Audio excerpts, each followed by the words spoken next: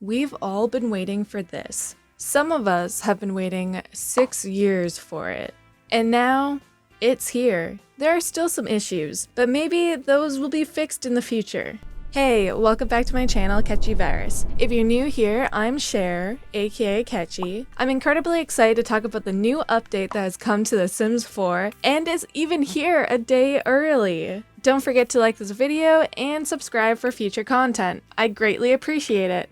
Now, the community has been demanding more diversity, and after the Black Lives Matter protests that started in May in America, North America has been demanding justice and diversity. EA and the Sims team have heard those cries and supported the Black Lives Matter movement. Due to their stance, they were faced with their own lack of diversity within The Sims 4. I made a video about this around that time and have continued to keep up with the news and updates on how the Sim gurus were going to fix their game. This update was the big one. The one that would introduce 100+ skin tone sliders, makeup sliders, and improve base game hairs. We've all been waiting with bated breath to see whether or not this would be what we all wanted it to be. So without further ado, let's look into this. First things first, they updated the main menu again. I actually like this format. It reminds me of the previous main menus.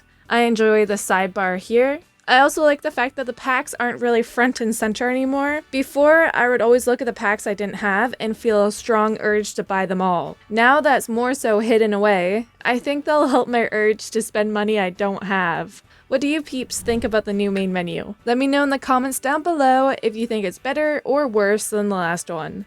Let's get into Create a Sim and check out the main event. Alrighty. I love that the skin tones are divided into warm, neutral, cool, and miscellaneous. I love that we can now save skin tones after adjusting them. There are plenty of base tones to start off with, but the real magic is the skin tone slider. It essentially brightens and sort of, but not really, saturates the base skin tone. I love the fact that now we have so many swatches for dark skin tones, and we have many options, 3 categories in fact, for the undertone. I prefer this way so much more to the swatches we had before. There are a few things I want to point out though. If your male sim has that facial hair that is more of a shading, like not actually hair, but just like a darker tone, then there are some visual issues. It doesn't look great with some skin tones, particularly the darker ones. When we save a skin tone, I wish that when selecting the saved swatch, we can go back to the original skin tone. When I saved these skin tones, me being an absent-minded ding-dong, totally forgot which swatch was the original one. After creating this kid in this family, I really wish that I could have clicked my save swatch I used on her mom and adjust it so it would be similar but not exactly the same for the daughter. I think this is a missed opportunity. Let's move on to the makeup sliders. I do appreciate the new sliders for this. We have hue, then opacity, saturation, and brightness. These are fantastic additions to the makeup. I think I'll actually enjoy putting makeup on my Sims now. Before, I found that most of the makeup looked hideous, especially for darker skin tones. Now, I'm not too worried whether or not my skins will have makeup that will look great on them. I think being able to customize the makeup for each sim and to be able to save those swatches is just totally amazing. I love it. It's good to know that these sliders include the face paint options. I'm not sure why, but I wasn't really expecting that, and so when I double checked in game today, I was like, whoa, okay, cool. Like I can do this too. However, similar to the facial hair, I found that some makeup looks actually have visual issues to them. The 2 MAC blushes produced issues at the edge of the blush. It made this kind of like white off gray look, which isn't nice looking. It makes that blush swatch unusable for certain skin tones. Another thing to note is that using the hue slider can get annoying. This is because they didn't include a visual representation of the hues we can choose from. If they added a color spectrum, it would be much easier to achieve the certain hue you might be looking for. Right now, it feels sort of like a pick and guess situation. Like, let's just move this slider until I like the hue. Then if you move it and want to revert back to the previous hue, you should just click undo because, at least for me, since I'm a ding-dong, it's a bit more annoying to get back to the desired hue from the slider. In addition, they improved some base game hairs with this update.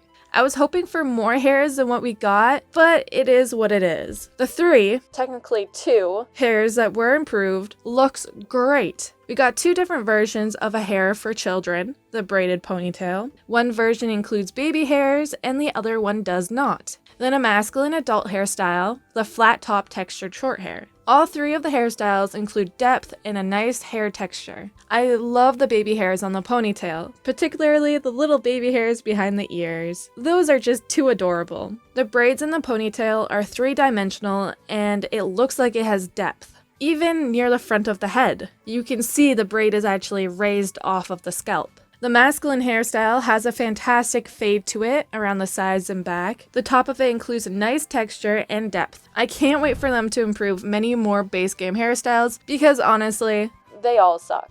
These are great improvements to create a sim. I'm so glad the community can now create diverse sims for their games and players can be better represented in the game. There are still some issues that they need to fix moving forward. We should get hair and eye tone sliders as well. I don't see why we're neglecting these 2 features so much. This has always annoyed me in CAS. I'm actually someone who can't pick the exact eye color for my sim self, since none of the current swatches reflect my eye color in real life. Long story short, the eye and hair tone swatches are very bland and we need more.